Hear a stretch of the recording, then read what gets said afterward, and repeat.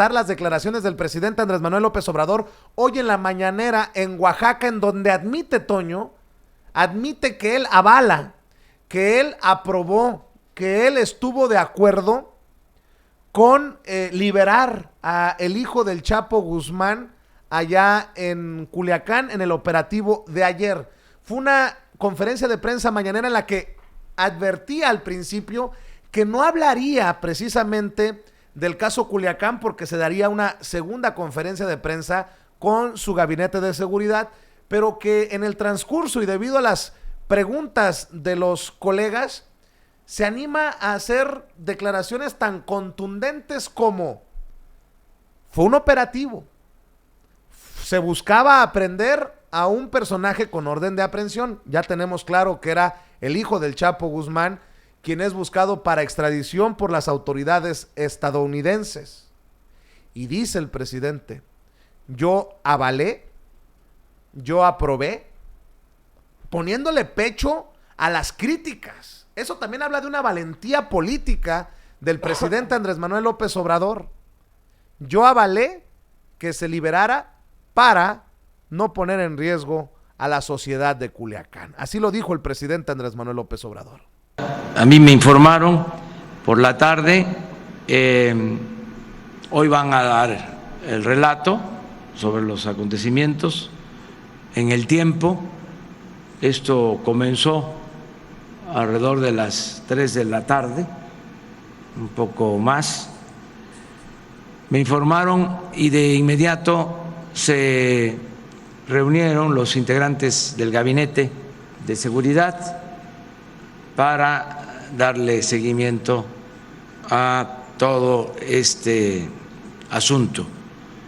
El secretario de la Defensa, el secretario de Marina, el secretario de Seguridad se concentraron, se reunieron y le dieron seguimiento al problema y tomaron decisiones que yo respaldo, que yo avalo, porque se tornó muy difícil la situación y estaban en riesgo muchos ciudadanos, muchas personas, muchos seres humanos. Y se decidió proteger la vida de las personas. Y yo estuve de acuerdo con eso, porque no se trata de masacres, ya eso ya se terminó. No puede valer más la captura de un delincuente que las vidas de las personas. Ellos tomaron esa decisión y yo la respaldé. Así lo aclara, así lo admite, así lo dice el presidente Andrés Manuel López Obrador, quien también, entre otras cosas, dijo que estaba hablando más pausado para no cometer ningún error y para no darle carnita, comidita a los cerdos que están nada más esperando alguna falla para despedazarlo políticamente hablando. Y mi querido Toño, creo que con esto nos queda claro que si hay críticas o si hay aplausos, el presidente lo asume. Y no creo que en esto haya aplausos, porque aquí no hay ningún ganador de alguna manera. Aquí todos sufrieron el pánico, el estrés, el miedo por lo que ocurría en Culiacán. O sea, no podemos decir que alguien gana con esta decisión. Se tomó la decisión que se creyó conveniente, el presidente lo respalda y el presidente tendrá que asumir pues la responsabilidad de esa decisión, porque al final es el comandante máximo de las Fuerzas Armadas, y en este caso creo, salvo que me digan lo contrario, que entendiendo la realidad, híjole, se tomó la decisión, ahora entiendo, correcta. Aunque, pues haya tanto que analizar en torno a esto, el Estado de Derecho, el poder del Estado frente a la delincuencia organizada. Pero si entendemos que se trató, por eso digo que se tomó la decisión correcta. Ojo, no estoy defendiendo al presidente, simple y sencillamente estoy tratando de analizar con los datos que tenemos, los datos oficiales. Se trató de un operativo mal planeado, al ahí se va, improvisado, sin orden de cateo. En otras palabras, ya estaban perdiendo la batalla, por decirlo de alguna manera, Toño, de entrada. Iban con goles en contra, echándose de cabeza este operativo. Y en el momento en que estás en eso, si estás en desventaja, si lo hiciste de manera improvisada, si no estás preparado, pues ¿qué te queda? Ni modos, ¿de dónde le vas a mandar a un batallón para que rescate a los que estaban donde estaban, para que se lleven al detenido y para que protejan a la ciudadanía? Hay que ser muy conscientes de esto. Y no se trata tampoco de impunidad, porque yo les dejo esto sobre la mesa, Toño. Rafa también ya lo vamos a incluir en esta conversación, ya lo veo en vivo y en directo desde México. Toño, ¿y si se trata de la primera reacción de un crimen organizado que no pacta con el gobierno federal, con las autoridades? ¿Y qué tal si antes no se daban estos dislates, estas escenas? Porque en efecto había un pacto entre los gobiernos anteriores y el crimen organizado, y hoy, como no hay pacto, pues se desata la furia y la lluvia de balas. ¿Y qué tal? Otra cosa para el análisis, y ahí te dejo toda la carnita para que me des tu opinión. Mira, Vicente... ¿Y qué tal? Solo ¿y qué tal? ¿Sabes qué? Yo quiero hacer también un contexto histórico de esto. Se está criticando mucho a López Obrador por esta acción de dialogar hasta cierto punto y acceder a las exigencias de un grupo criminal. Simplemente dando el contexto, y para poder dar mi conclusión al respecto, sería esto. Esto es algo que ha ocurrido incluso en México. El llegar a un acuerdo con criminales, incluso con terroristas, ha ocurrido en México. O incluso con revolucionarios. La gente tal vez ya se le olvidó ese secuestro del vuelo 705 de Mexicana de Aviación en 1972, a cargo de la Liga de Comunistas Armados, en momentos muy difíciles para los mexicanos. Hoy ya se restablece la historia y sabemos que luchaban muchos de estos grupos estudiantiles por la verdad, por la justicia, y que estaban viviendo una represión terrible en México tras esa guerra sucia, tras ese secuestro de estudiantes, de activistas, de abogados, de libres pensadores y libres pensadoras. En este caso, por ejemplo, en el secuestro del vuelo 705 de Mexicana de Aviación, el gobierno permite la liberación de varios políticos, de varios prisioneros políticos, a cambio de la liberación de las personas que se encontraban en ese vuelo, que había muchos empresarios. Y los responsables de este secuestro consiguen llegar a Cuba y ahí obtienen inmunidad en Cuba. Estados Unidos hasta el 11 de septiembre también tuvo varios intercambios, por ejemplo, de prisioneros, de espías, etcétera. Eso llega a pasar en el mundo. Pero a partir del 11 de septiembre de 2001 nos dimos cuenta que no se puede negociar con terroristas o con criminales, porque puede existir la exigencia de más. Yo quiero rescatar mucho lo que nos decía Karina Méndez, corresponsal de Culiacán en Sinaloa, sobre este enojo de la gente. Ella dice que sí, en efecto, hay muchas personas que dicen qué bueno que se tomó la decisión de liberar a Ovidio Guzmán López, porque estaban amenazando con masacres. Incluso hay varios mensajes ahí que circulan en las redes sociales, en el mismo WhatsApp, de que estaban planeando llegar a la zona militar, Vicente, los sicarios, para agredir a las familias de los militares. Mucha gente dice, estamos de acuerdo en que se haya liberado, y bueno, esto evitó una sangría terrible. Pero por otra parte, Hay gente que está muy enojada en Sinaloa. Eso es lo que nos está diciendo Karina Méndez. Gente muy enojada porque este podría ser el inicio de una situación terrible para la forma en la que nosotros enfrentamos el Estado de Derecho en México.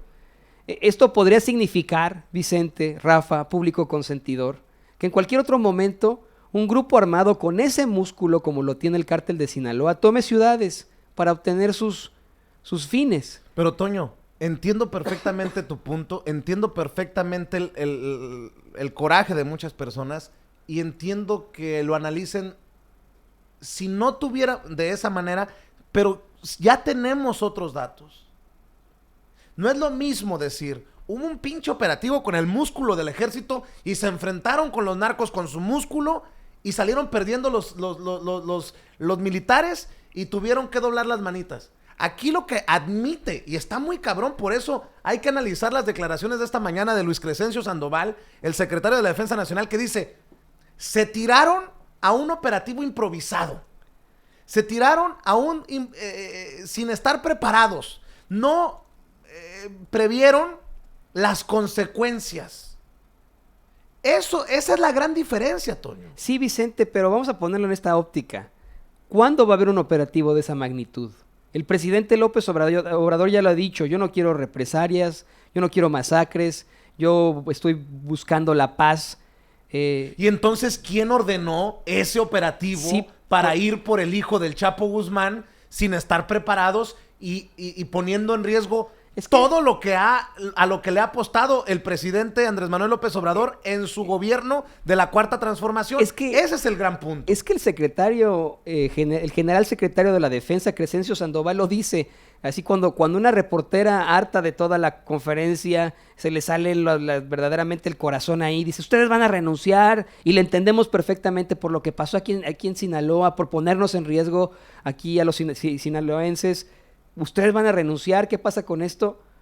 Crescencio Sandoval, el general secretario de la Defensa, dice, no, es que a ver, nosotros tenemos en algún momento que buscar que se detenga a los malos, que se detenga a los delincuentes. Pero al decir esto no lo hace con todo el sustento, porque si nos está diciendo además el general secretario de la Defensa que lo hicieron sin planeación ni nada, entonces, ¿qué va a pasar? ¿Ya en este sexenio no vamos a ver detenciones de delincuentes? Porque eso lo digo yo con mucho respeto para el presidente López Obrador. El presidente dice que borrón y cuenta nueva. No ha habido hasta el momento la detención de algún capo de la droga y eso, y lo entendemos perfectamente. A lo mejor esto se les sale de las manos porque ni siquiera ellos saben del operativo. No sabe el presidente de la República, no sabe el Gabinete de Seguridad. Alguien lo determina dentro de la Guardia Nacional. Entonces, la pregunta aquí es, ¿se va a seguir buscando enfrentar al crimen organizado? ¿No se le va a tocar? ¿Qué pasa con el Estado de Derecho de los mexicanos? ¿Qué está pensando en estos momentos esos líderes del crimen organizado? ¿Estarán pensando, bueno, ya le medimos el agua a los camotes y ahora podemos hacer lo que queramos?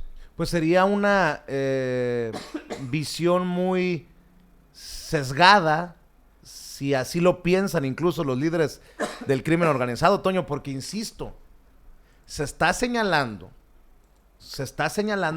que fue un operativo improvisado. No creo que puedan asumir.